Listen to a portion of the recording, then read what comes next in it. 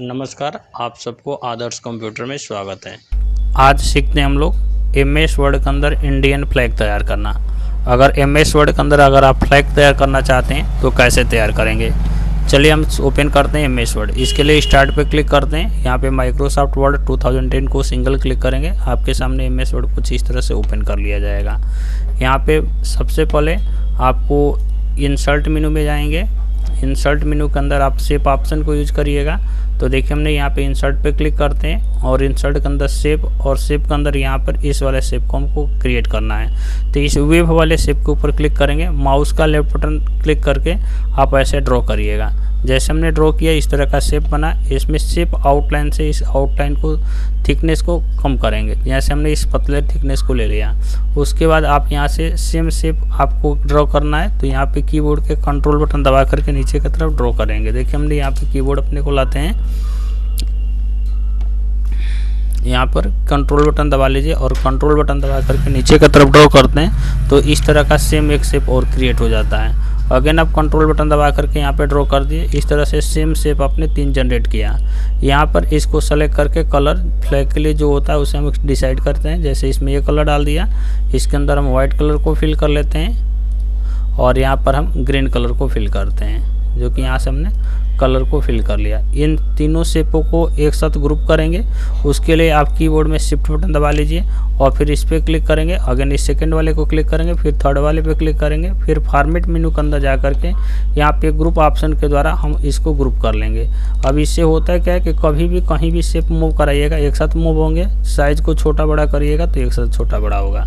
अब यहाँ से बीच का हम लोग चक्र तैयार करने वाले हैं। तो इसके लिए अगेन हम इंसर्ट पे जाते हैं और यहाँ पर शेप, और शेप के अंदर ये 24 पॉइंट्स वाले को क्लिक करिए और यहाँ पे माउस का लेफ्ट बटन दबा करके ड्रॉ कर लीजिए। इसकी आउटलाइन को थिकनेस को यहाँ से कम करेंगे तो यहाँ पे जा करके कर दीजिए बिल्कुल पतला वाला, और इस येलो वाले नोड को पकड़ के अंदर की तरफ खींच दीजिए। ये जस्ट लाइक एक तरह से चक्र के जैसा दिखेगा। अगेन इसके ऊपर हम इलिप्स शेप बनाएंगे। तो उसके लिए इंसर्ट पे जाते हैं शेप से और यहाँ पर इस वाले शेप को क्रिएट करिएगा।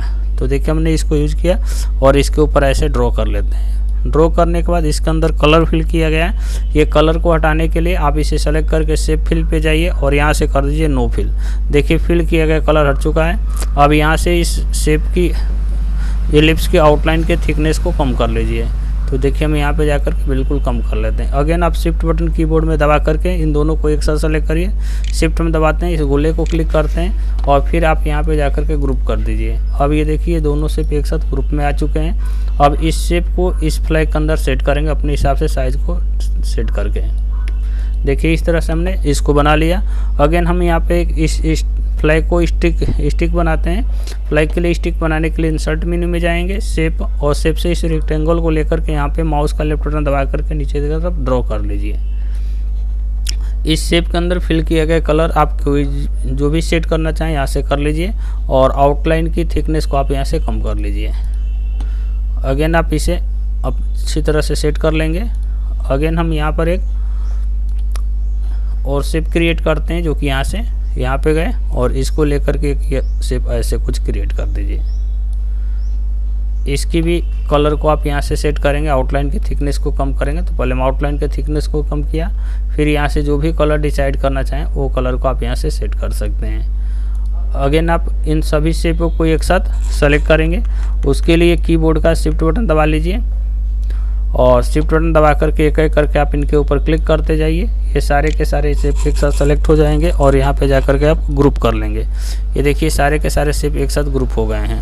अगर ग्रुप किए गए शेप को अलग अलग करना हो तो अनग्रुप से अलग अलग कर सकते हैं। इसको थोड़ा सा मैच कराते हैं।